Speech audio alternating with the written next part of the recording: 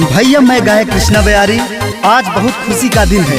हमारे दिल के करीब, हमारे दिल के अजीज रहने वाले मित्र राज म्यूजिक मंच चैनल के संचालक आकाश यादव जी का जन्मदिन है।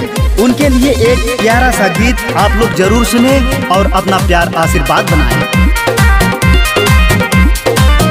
शुभ दिन आइल आज जन्मदिन तोहार ए आकाश भैया।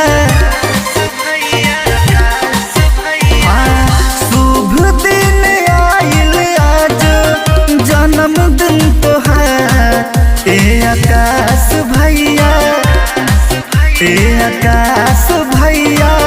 खुशियाँ से झूमे परिवार ए आकाश भैया, खुशियाँ से झूमे परिवार ए आकाश भैया।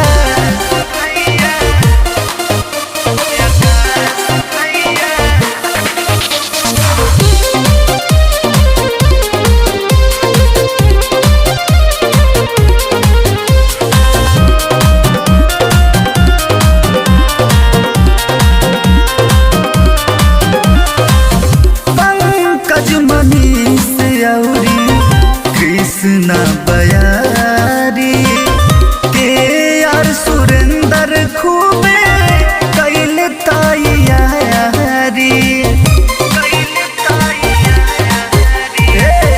पंकज मनीष औरी कृष्णा बयारी के यार सुरेंद्र खूबे कैल तैयारी। बाजला